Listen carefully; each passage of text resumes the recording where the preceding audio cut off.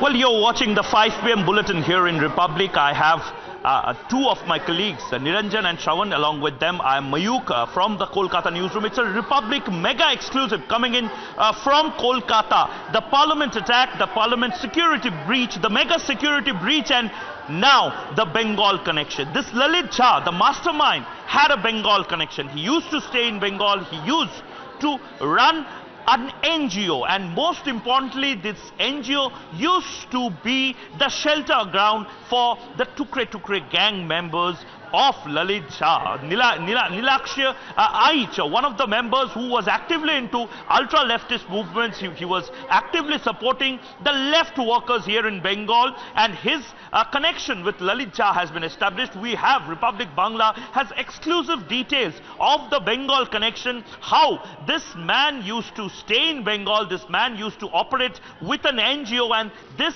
can clearly be said an NGO run disruption in parliament. At this time, the NGO here is directly connected with Lalit Jha, the mastermind. Along with that, the Nilaksha Ait, this young boy who has been approached by Republic Bangla. He has been chased by Republic Bangla, and his parents have no clue what this boy and Lalit Jha were up to.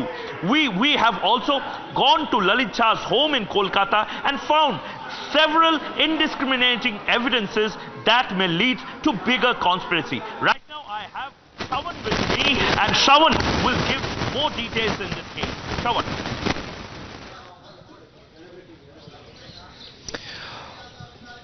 Well, in fact, let's begin with the first big breaking news now coming in. Who are the main characters as far as the parliament security breach is concerned?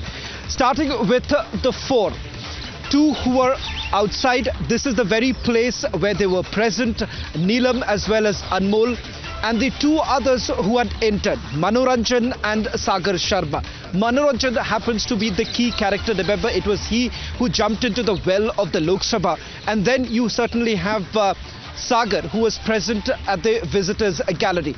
Tonight we're going to get you full details of who these four are and whether they were just puppets in the hand of the mastermind, that's Lalit Jha, who is still absconding. As per our sources, he was last traced to a place closer to the national capital, roughly about a 2-hour drive, that is in Nimrana, where he was located. But it turns out that even before the Delhi Police Special Cells team could actually trace him down, he had left Nimrana. So he's still absconding. As we speak, the accused have already been produced before the court. The hearing should begin in a short while from now. It's the special cell which has now stepped in.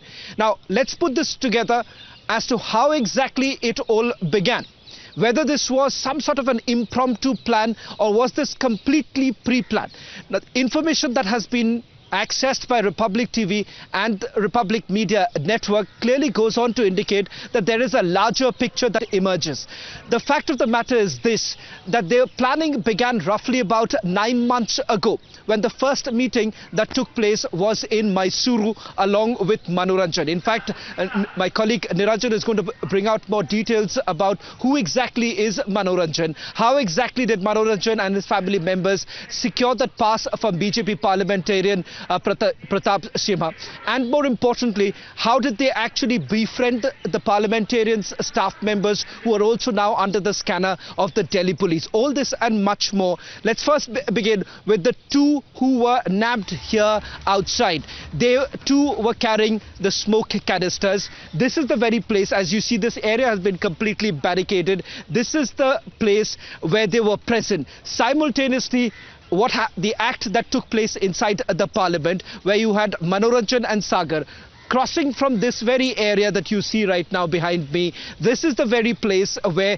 they got the visitor pass, got themselves checked. Remember, this is where the first security breach actually took place, because this is the very place that they managed to skip any sort of detection. And then once they entered, there was another level of security check, but there too, remember, they did give a miss. Herein comes the question, whether at all there was any insider role, or was it simply a case of a breach which wasn't being detected by the multi-layer security that has been put into place. But all four have something in common, and that happens to be their association and their activities. The fact of the matter is that Neelam, who was nabbed from outside the parliament, was very active in several anti-government protests, starting from the fact that she was present in the farmers' protest, she was present in the wrestlers' protest. Manoranjan, remember, has also been very active in terms of activism that was being carried out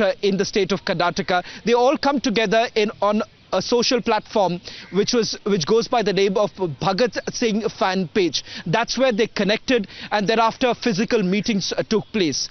On the 10th of December is when they landed up here in the national capital, all of them coming in from their respective states. In fact, the question that is also being asked is whether at all there was some sort of an additional funding that was being given.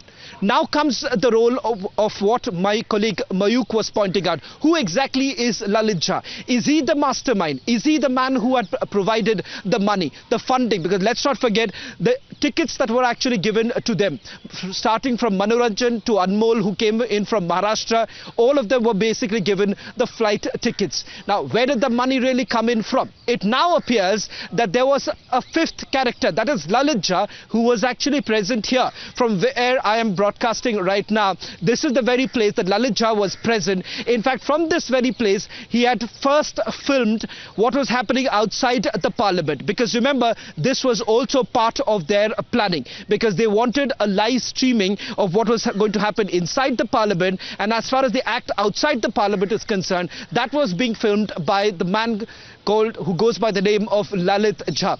It is he who had taken all the mobile phones of the four accused, two who had gone inside and two who were outside. And the moment there was a ruckus here, because remember, this is the media area where most of the media channels would have been reporting, because the parliament session has been underway.